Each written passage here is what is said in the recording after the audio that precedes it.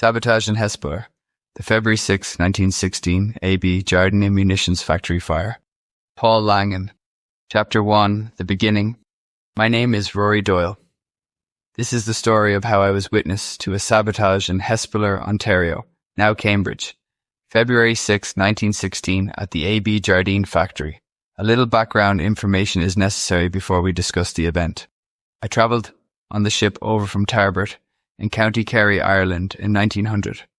A 20-year-old lad hoping for a better life in Canada, missing the sights, sounds and smells of the Shannon estuary, which our small house was just a kilometre away from would occur.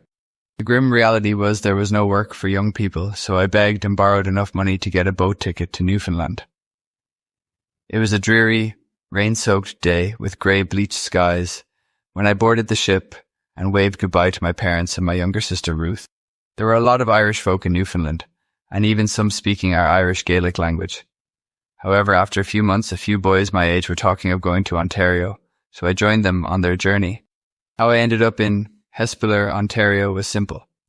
There were a lot of jobs for unskilled workers in the mills and factories that were booming at the time. The AB Jardine factory where I worked made post drills, drill presses, taps and dies, hub borers, forge blowers and other equipment. The work was steady. The factory was like any other back then, dim, dark and dirty. In 1908, I met an Irish girl, Elisa Flynn, who worked at the Forbes mill in town. She could cook, coos and sing in Gaelic. What more could a man want? We married, settled down, and bought a small yellow brick one-bedroom house on Rife.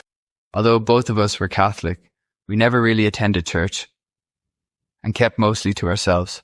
We journeyed downtown to the Queen's or Baker's hotels for a meal or drink, but that was about it for socializing. Sometimes Liam Ellis, who played fiddle for coins, enthralled us with his talent. Learning to skate and play hockey on the pond next to the upper mill was a significant accomplishment for this young man from Ireland. I kept mostly to myself though. Ollie Skipper was a close friend of mine. Ollie even played on the same local hockey team, Roose Hill, with me. The local hockey league consisted of teams from Roose Hill, Beaverdale, Merchants and an independent team. The league started mid-December, playing at the outdoor rink in town. It was the place to go for everyone in the community. We relished the times playing hockey. We occasionally engaged in some fisticuffs with members of the opposite team.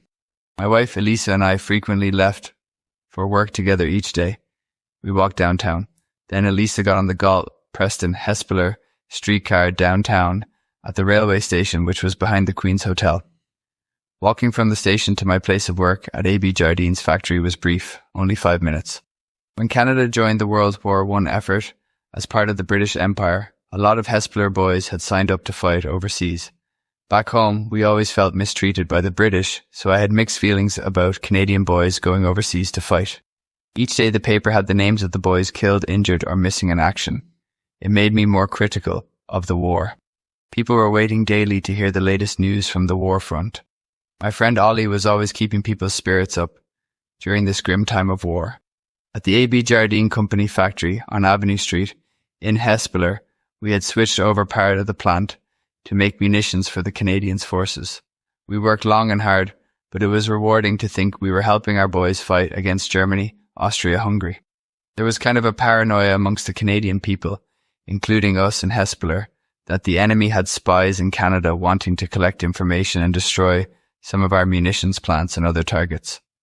2 events from that time further fueled our worries about possible espionage action in Ontario. I unearthed the following 2 news articles from home. Could these chilling events be an eerie prediction of what was soon to haunt Hespeler? Article 1. Fire at the Parliament Buildings. Was it German agents that caused the fire at the Parliament Building in Ottawa, February the 3rd, 1916? That is the supreme question in the minds of the government today. Here is a summary from the newspaper article. The mysterious fire wrecks the imposing central structure. Several fatalities result. The origin of the blaze may never be known. Starting in the reading room, the fire swept through the Commons chamber in the western wing, thence east to the Senate, and early this morning, the entire building, save the library, was a mass of ruins. The origins of the fire is a mystery. There were suspicions last night of incendiarism, possibly by a German agent, but as police officers were on guard at both doors of the room where the fire started and others were in the room itself, it would be difficult for anyone to deliberately set the fire without being detected.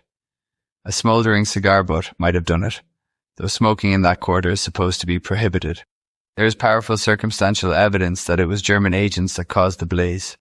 2 weeks ago, the Journal was informed, on what appears to be unimpeachable authority, the Justice Department was warned from Providence, Rhode Island, that a German plot was being hatched in the USA to blow up or otherwise destroy the Canadian Parliament buildings. Further circumstantial evidence was submitted by Mr. E.M. MacDonald, one of the foremost Liberal members in the House.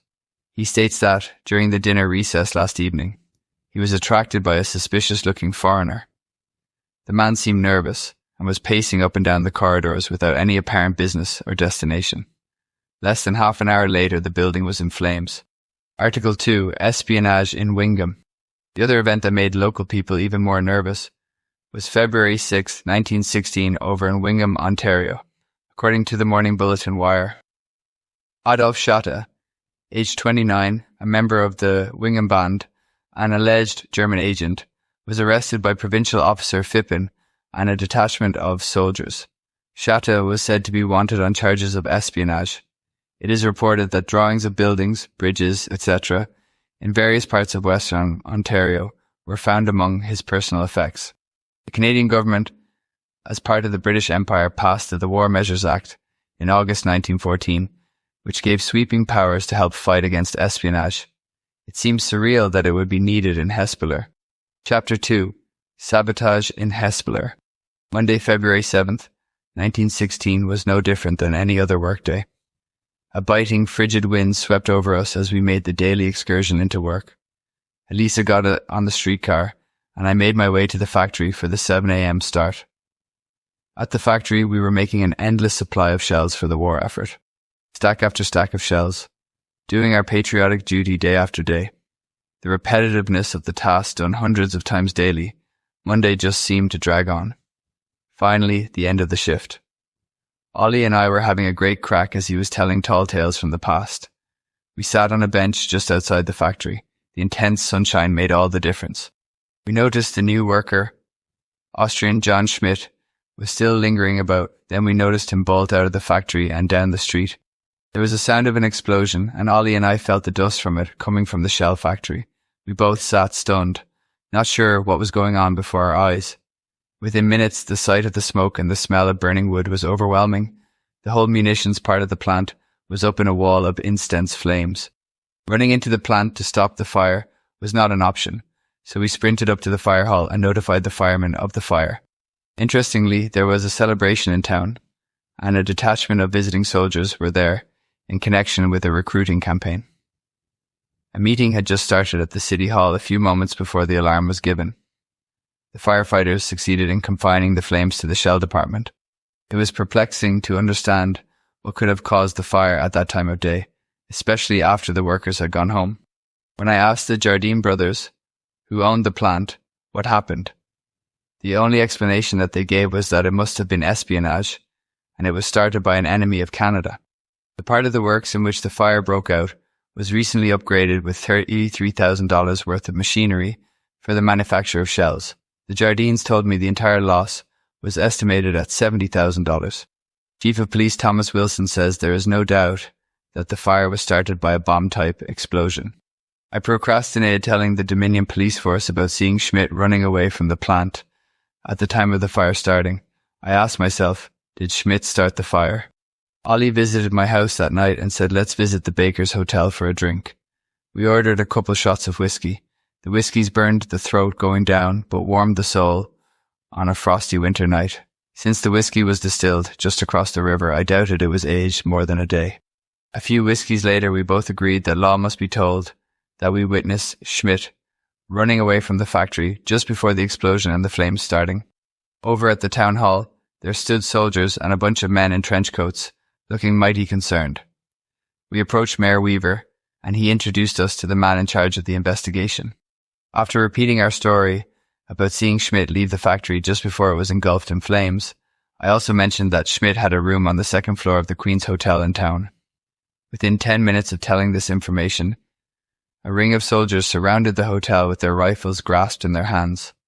Decades later, that scene was still entrenched in my memory. Unfortunately, Schmidt had slipped out on the 9:15 a.m. train from the Hespeler station.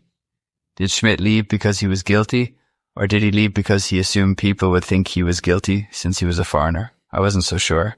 The Hespeler railway station master remembered Schmidt and stated he had bought a ticket to Palmerston, Ontario. Notified in Palmerston, the police arrested Schmidt as he exited off the train there. Chapter 3. Arrested. Dining at home with my wife Elisa, she told me details she had been given from a soldier of what happened to the Austrian, John Schmidt. That soldier was one of 5 protecting the entrance to the Queen's Hotel and the basement room where the Dominion police force interrogated John Schmidt. Schmidt told his story that he had worked at the Jardine factory for only a couple of days. The day the fire had taken place at the plant, he had left work for the day. However, he returned as he had forgotten his lunchbox. During the interview, it was revealed that Schmidt had only been in Canada for 2 years. Further questioning uncovered that Schmidt had been recently employed in munition plants in Berlin and Hamilton, and in each case used a different name to the employers. Enough evidence was gathered from the interrogation for the government to hold Schmidt under the War Measures Act of 1914. When reading the Hespeler Herald newspaper, Elisa discovered that, although hard evidence was lacking on Schmidt, he was taken by train to Stanley Barracks, Toronto, on suspicion of setting fire to the Jardine plant. If he was charged under the War Measures Act and found guilty, one sentence option was death by hanging. In town, people were treating Ollie and me, Rory, like heroes for reporting Schmidt. Over at the Baker's Hotel, we were having a whale of a time, and more than a few free whiskies came our way from the locals. We were languid. Ollie and I sat at a corner table in the dimly lit room enjoying our moment of fame. I loved the way my shirt sleeve stuck to the tabletop. Decades of beer spilled on it gave the table its unique patina. Usually I am reserved, but that night Ollie and I celebrated in a loud and boisterous manner. Did we just help capture a spy? Even Lola O'Grady, Hespeler's own drop-dead gorgeous 6-foot-tall bombshell, whose odoriferous strawberry perfume could make you gasp, gave me some recognition when she waved over to me. Local pugilist, and soon-to-be world champion, Noah Brusso sent a round of drinks our way. Ollie and I left the Baker's Hotel and traversed the foot-deep blanket of snow to our houses in a less than orderly fashion. Newspaper headlines the following day stated John Schmidt was to be condemned to death by hanging. A date in the future was being set for the execution for sabotage of the AB Jardine munitions factory. Chapter 4. Doubt and Resolution. I was lucky the Jardine brothers hired me back to help with the teardown of the burned-out part of the factory and the rebuilding of it. During these mind-numbing days of shoveling debris into wagons to be taken away, I started to wonder, what if Schmidt didn't burn the factory down? An innocent man was going to die. Eventually, I let that thought go from my mind, as it was doing me no good to dwell on it. It was a Thursday night in March, and I had had a few shots of Jacob Hespeler's finest whiskey, and I decided to go down to Galt to Sadie's bawdy house for some fun. Sadie met me at the door, and we went upstairs to her room. Painted red walls, well-worn wooden floors, and faded curtains on the windows defined the room. Sadie, originally from the County Cork area of Ireland, enjoyed the odd drink also.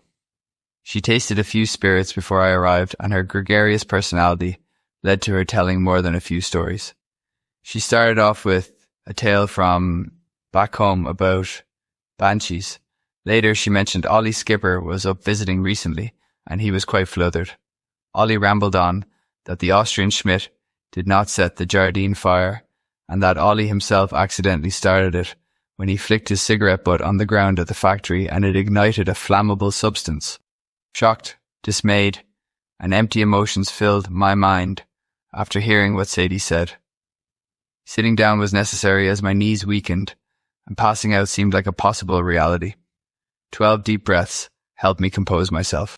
As mentioned previously, the townsfolk considered Ollie and I heroes for reporting Schmidt. Ollie responsible for the blaze at the factory. I couldn't get my head around that possibility. Ollie's reputation and probably mine would be shattered. Our co-workers and friends would disown us, and my wife Elisa would be upset too. We would have to leave Hespeler. Time to seriously consider the options available to me. Leaving immediately from the bawdy house, I yelled to Sadie about a rain check date with her at a future time. I wondered about Schmidt. Had they hung him yet? The visual of Schmidt hanging from a rope with his neck snapped haunted me. What was the right thing to do? I needed to find Ollie and hear the story in his own words. Thankfully, I heard that Schmidt had not been killed yet. In Canada, there was mounting anger against the Germany-Austria, Hungary alliance waging the war overseas. The names of the Hespeler soldiers dead or injured continued to grow daily. Although the investigation into the Parliament building fire in Ottawa determined it was not an act of sabotage, it was an unfortunate accident. Many people still felt it had to be spies from the enemy alliance that set it ablaze. Back at home, I gazed out of my window at the coal-coloured sky. I needed to hear the truth straight from Ollie's mouth. I got up on Sunday, drank a cup of strong black coffee, and went over to Ollie's house. Ollie answered the door and I blurted out, "Ollie, don't you dare lie to me. Did you start the fire at Jardine's? I heard you tossed your cigarette butt, and that caused the fire. An innocent man may hang if you did. Tell me the damn truth." "Whoa, hold your horses, Rory," Ollie roared back. "Rory, where did you hear that from?" I replied, "Sadie down at the bawdy house told me." Ollie broke out in a loud laughter. "Sadie!" The last time I was there at the bawdy house with Sadie, we were both 3 sheets to the wind drunk. What I did say is the Austrian probably threw his cigarette butt on something flammable to start it. "Rory, you actually thought I did it?" "Not a snowball's chance in hell. It was that Austrian Schmidt." I took the Preston, Galt and Hespeler streetcar back home, relieved that we had indeed implicated the right man in the Jardine munitions factory fire. About a month later, I observed Mayor Weaver talking to a sharp-dressed man, definitely not from around here. I overheard him say they found evidence in Schmidt's room at the Queen's Hotel. It was a telegraph from a known German spy wishing Schmidt good luck on his upcoming burn. The evidence now clearly showed the espionage connection with the fire at the Jardine munitions factory. On September 8, 1916, the Austrian John Schmidt walked up the steps to the gallows for his final breath. I imagined that my friend Ollie burned the factory down. I called Ollie with the news and invited him to the Baker's Hotel on Queen Street for a drink. I brought Eliza with me. It was time to really celebrate. And we did. We actually played a hand in capturing a spy of the German-Austrian-Hungary enemy alliance. By the time the night was over, Ollie was leaving the bar with local goddess Lola O'Grady. Eliza and I were walking home singing loudly in our native Irish Gaelic language, the traditional song Trasna na Tonta, Across the Waves. Yes, our home was in Hespeler now, not Ireland, and we loved it. The end. For more information on Canadian author, historian visit paullangan.com.